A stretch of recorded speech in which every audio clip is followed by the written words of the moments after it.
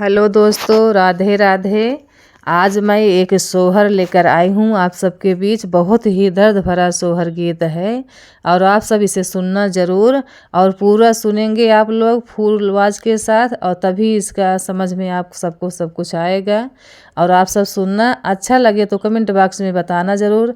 ज़्यादा से ज़्यादा शेयर करना दोस्तों, और अपना प्यार दुलार ऐसे बनाए रखना।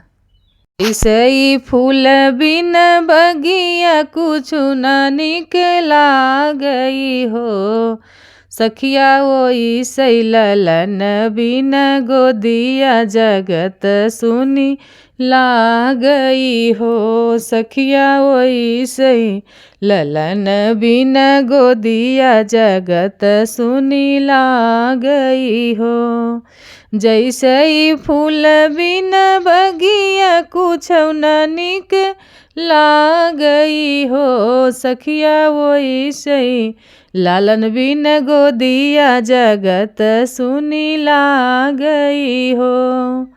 जैसे चाँद की चाँदनिया जगत सुख पावई हो, सखिया वही सही लालन बिन गोदिया हमई तरसावई हमई तरसावई हो, सखिया वही सई लालन बिन गोदिया हमई तरसावई हो, सखिया वही सई लालन बिन गोदिया हमई तरसावई हमई तरसावई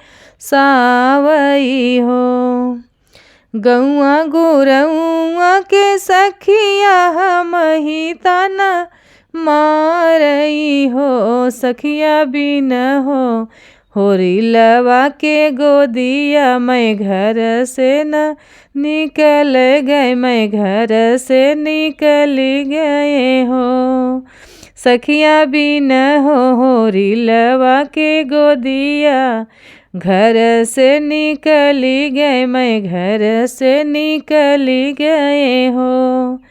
मैया तू ही मोरी मैया तू ही मोरी तू ही मोरी मैया हो, देवी गोदिया में दई दबलकवाया रज बड़ी भारी रज बड़ी भारी हो। मैया तू ही मोरी मैया तू ही महतारी हो, देवी गोदिया में दई दबलकवाया रज बड़ी भारी हो, मैया गोदिया में दई दबलकवाया रज बड़ी भारी हो। मैया सखिया के सुनी सुनी तनवा करजवा मोर फाटई हो, मैया सखिया के सुनी सुनी तनवा करजा मोर फाटई हो।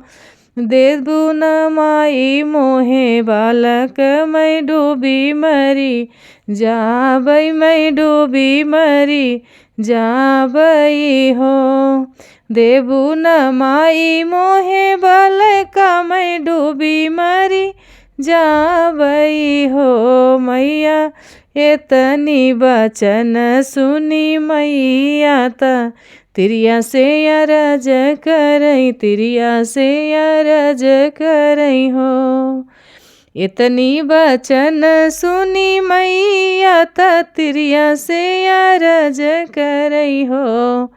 तिरिया आजू के नवए महीनवा ललन तोहरे होई है ललन तोहरे होई है हो।